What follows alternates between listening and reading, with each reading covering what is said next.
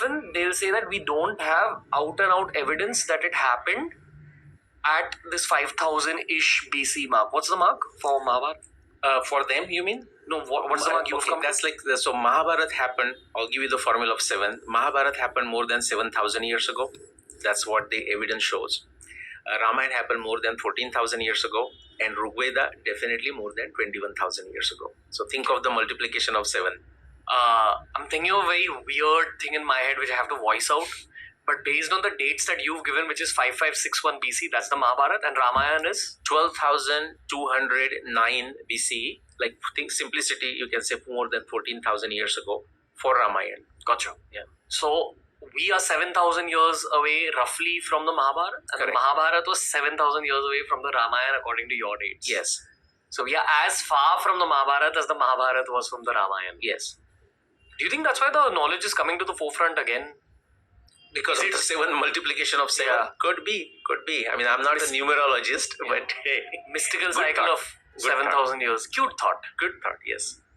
You know, I'll tell you one more thing I've learned through the show, which is that when Krishna passed away at the end of the story of the whole epic, they say it was the beginning of the Kali Yuga, and the Mahabharata happened in the Dwapar Yuga, the Ramayana happened in the Treta Yuga.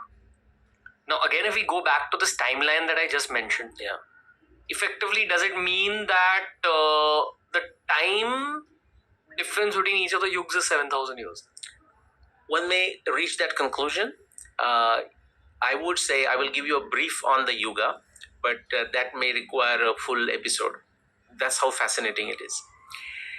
Yuga, in the Indian context, the simple definition, if you look at the time, is a period of time. That's the simple definition. A certain period of time. Like, it's like saying, bring me a cup of tea, but the cup size may change. Something like this. So yuga is a certain period of time. There is one researcher in Odisha. He's a retired IPS officer, Arun Upadhyayji. He has collected 26 plus different definitions of a yuga. To that, I have added 10 plus.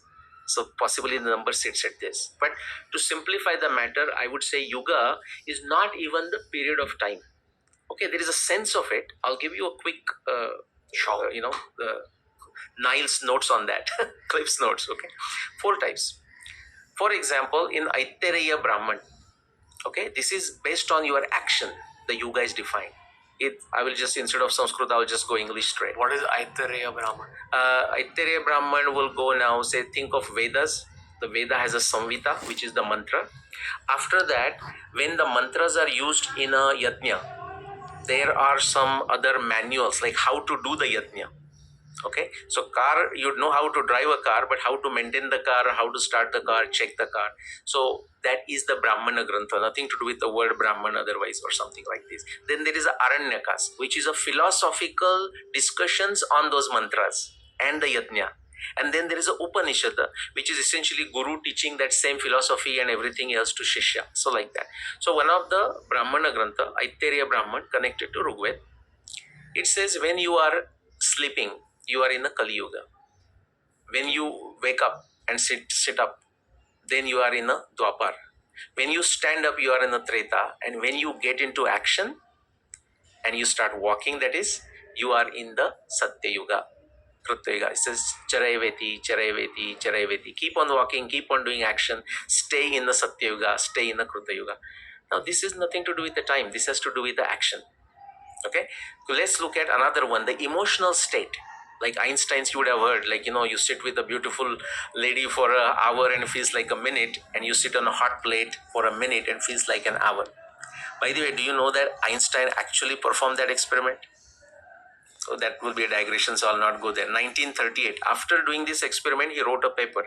He borrowed Charlie Chaplin's wife for the date. And he traveled from New Jersey to New York in Oyster Bar, sat there, and when he felt like, looked at the clock, 57 minutes, and he felt like with Charlie Chaplin's beautiful wife, he felt like it was only a minute. Then he went to New Jersey, performed the other experiment, sitting on a hot plate. Anyways, so exactly like this.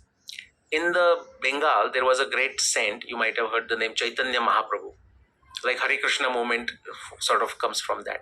He wrote only 8 shloka. One of the shlok he says, because he was a great Krishna Bhakta, Radha and Krishna Bhakta, he says, Yugayitam Nimeshena.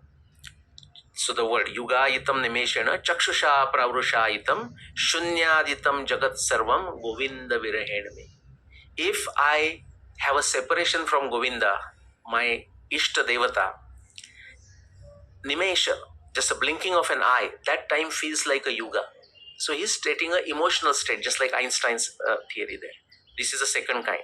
The third kind is what people have confused for the fourth kind. The third kind is like you have heard 432,000 years of Kali Yuga. Have you heard that? Yeah. Double that is like a Dwapar, 864,000. Triple that is a Treta, and then 4 times that. That has absolutely nothing, nada, to do with the chronological yugas of Ramayana, Mahabharata, and so on. That has everything to do with the mathematical computation formulations in astronomy that allows us to tell us the absolutely precise and accurate orbital periods of planets. But somewhere that confusion happened, and it was used and understood to be the durations of yuga. And that's why you are comfortable when only 7,000 years. I'll come to that in answering that. The third one is basically there is a yuga of 5 years. Okay, in the calendrical yuga, the Panchanga yuga. And then that was used along with the astronomy evidence of the type I refer to talk about the time periods. Okay, now to answer that question, so you said 7, it seems like 7,000 years and the yuga is changing. Possibly so, but Mahabharata gives a beautiful definition. If you remember recently, our Prime Minister Modi ji, he referred to Kala Chakra Badal Raha Hai. If you have heard that statement in the context of Ayodhya Mandir and so, you know what it is. Actually, how do you change the Kala Chakra? We do it. And Mahabharata says, Raja Kalasya Karanam. A king or an administrator, depending on how he administers the kingdom, the particular type of yuga comes. And Rama, I will not belabor on that point, but Mahabharata goes on giving many examples of this. So depending on the administration, a time comes, and I add my original contribution, just like Raja Kalasya Karanam, I say Praja Kalasya Karanam. Praja has to develop the civic sense also, and a different type of yuga comes. What would you like to say about that 7,000 year duration? It's very magical. Okay, I find it very useful in the sense of mnemonics, but just the way I look at things, although it's a fascinating numerology thing, I don't read more into it. Okay, fair. Let's talk a little bit more about the reality of the Mahabharata. The one thing I've always questioned, even as a kid, was what were Rakshasas? When you talk about Hidimba, Ghatotkacha, Bakasur, effectively, if you truly try attaching it to reality, was Bakasur some kind of a cannibal? Like just a really well-built cannibal? Was Hidimba and Hidimb also something similar? And then if that's the case, why do we have a Hidimba temple in Himachal Pradesh? Where they say that, oh, this is actually where he lived near Kheer Ganga, which is now known for stoners who go up to trek to Kheer Ganga. Right. But there is a Hidimba temple there. Yeah. That's one question. Second question attached to that is, this is something very, very fascinating I learned from a Parsi priest who was on the show. What he spoke about was that Zoroastrians are also an ancient culture, and I've really deep dived into Zoroastrianism, which is the religion of the Parsis. I figured that it's perhaps definitely the sister religion of Sanatana. I'm pretty convinced. I agree. Even when you talk about the modern practices, it's literally in parallel with Sanatana. Be it worshipping fire, be it mantras, be it avastha, how we have Sanskrit. Now, in their mythology, the word daiva was villainous. Yes. In our mythology, the word asura was villainous. Yeah. Cuter fact, in their mythology, Ahura is noble. Like it is the name of the angels. Yeah. And they pronounce Sa as her. We have Somras, they have Homras. Yes.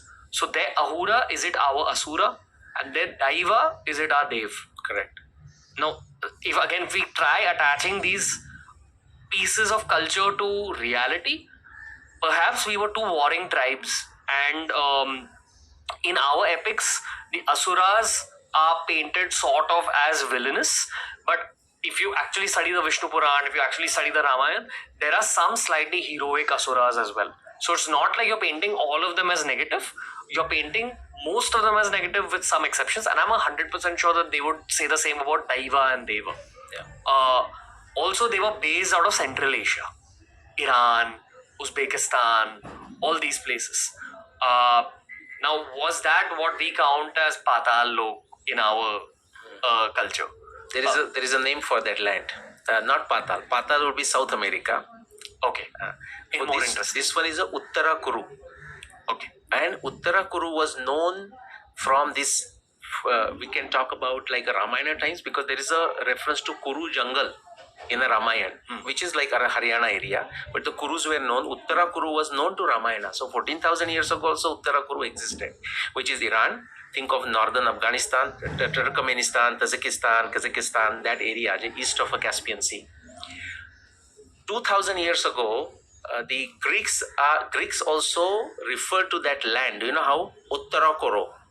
Basically Uttara Kuru. Okay, but that may take another episode, but let's come back to this. Actually, I studied, just like what you said, what you studied, the Persian for a long time.